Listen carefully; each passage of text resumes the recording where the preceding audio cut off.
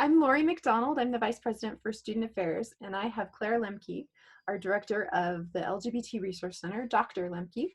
And I was hoping to hear from you today a little bit about what the LGBT Resource Center does, where you're located, and of course, both physically and virtually nowadays, and then ask you a few questions about connecting with our students. That sounds great. No, thank you, Dr. McDonald, so much for having me. So yes, the LGBT Resource Center, to kind of give you in a nutshell, what we do is we provide direct student support services, community building programs, and leadership development programs for LGBTQI plus students. But then in addition to serving that specific student population, we also serve all of campus through our educational initiatives and through the cultural events that we hold.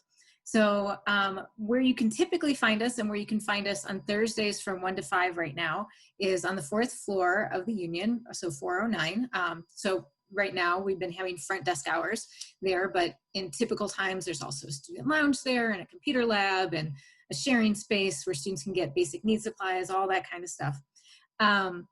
What that has meant since mid-March, after impacts of COVID-19, is that really we have transitioned all of those programs and services I've just mentioned to online formats, and using that front desk is really just a touch point when people have questions, and sometimes just easier to ask a question in person or make an appointment in person. So we leave that open for that. But right now, if you go to our website, which is lgbt.utah.edu, on the very front page, you're going to see a poster that says 10 ways to connect with us this fall. And you'll see that outside our physical space too, if you happen to be in the Union.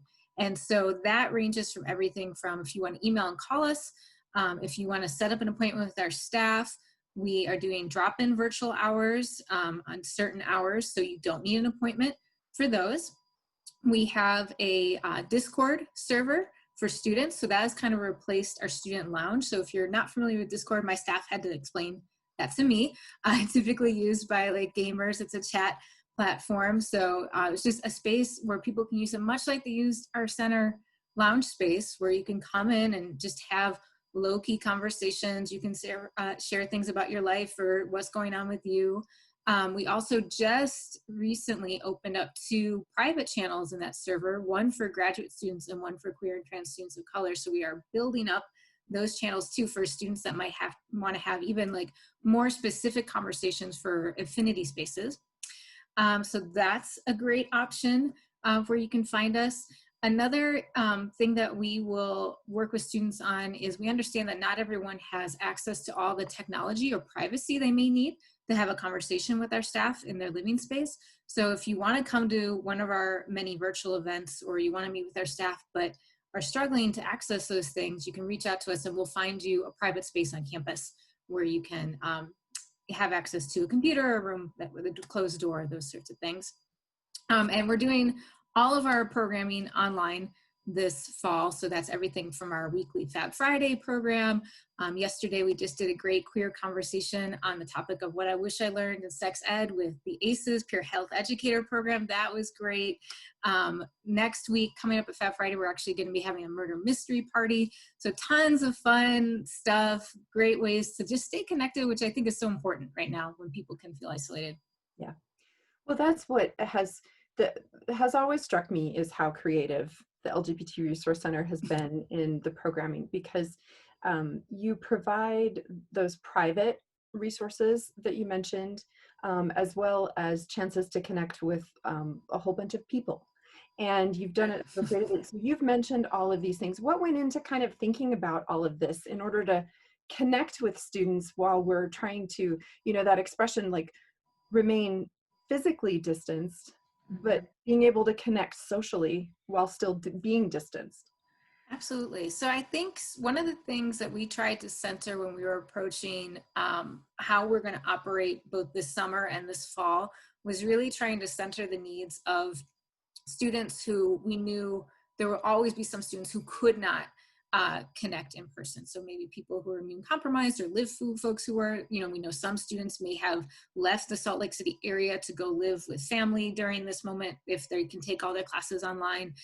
So really kind of prioritizing the needs of those students first and then building out is kind of how we approached it.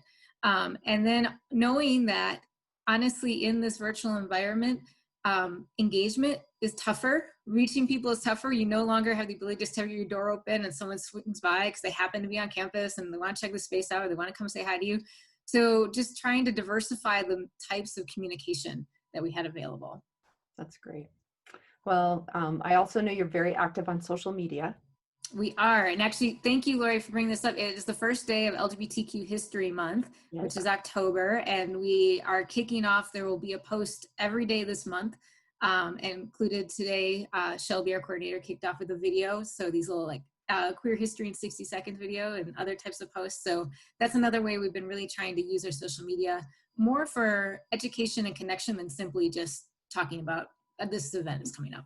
Great. Do you want to give us your how to find you on social media? How to find it. So right now I will just direct you to our website because we have 3 different social media handles. So I do not want to mess them up. Okay. So please just go. We're on Instagram, Facebook, and Twitter if you want to search for us there, or just go to lgbt.utah.edu and it'll be right there on our homepage.